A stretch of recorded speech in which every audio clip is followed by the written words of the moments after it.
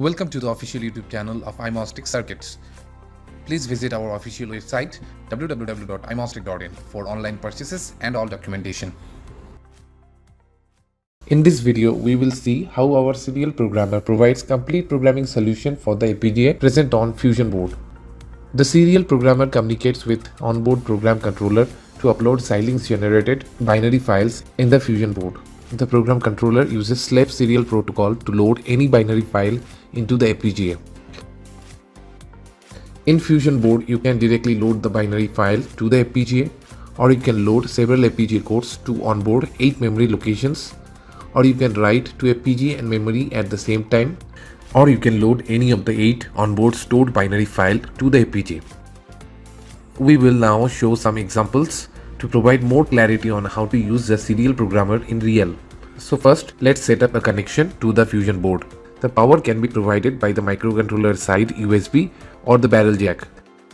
Select correct port in the application and press connect. Here, this is a scenario where the connection setup fails.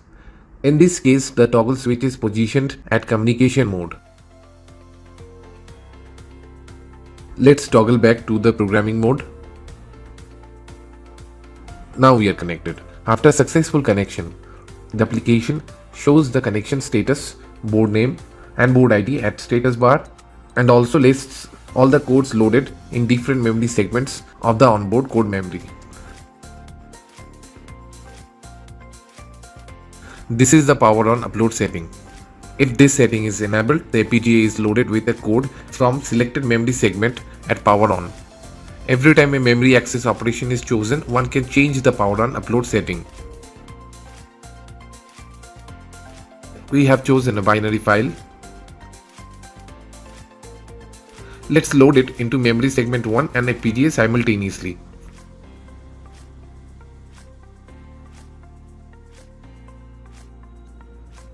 Done. After every upload attempt, the application reads the Fusion board code memory status. Here you can see new code name is updated in segment 1. Also remember, the blue LED is given to indicate FPGA's done flag status.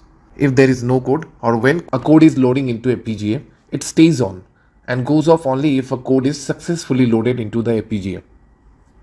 Let's upload another code, and this time only in memory at segment 2. Here, no code write operation takes place in FPGA, so done LED status is unchanged. In this context, let me show how to erase all the codes saved in memory except code at segment 0, which is read-only default code.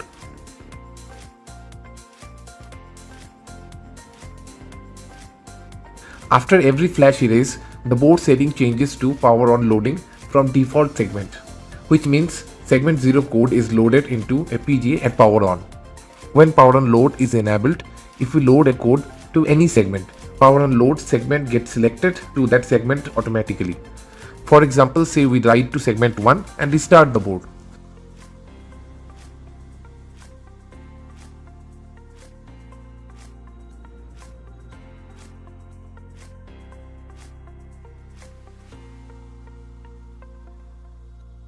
Our default load operation starts from memory segment 1 to the FPGA.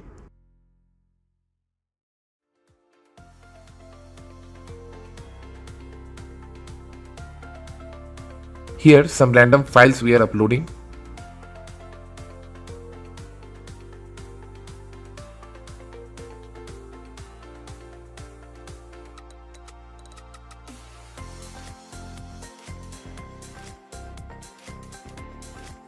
See how after every load operation, application gets the memory status updated. The tags displayed in segment locations are taken from the code file name. So if you name properly, as a user you can easily identify which segment holds which code. Lastly, we upload a code from memory segment to the FPGA. Done. During all these operations, log text area records all the operations we are doing. This log info is available only during the runtime, but we will incorporate log data autosave feature in future updates. So that's it for this video. Hopefully you have got better insight into FPGA board programming. See you in another video to learn more about FPGA programming. Thank you.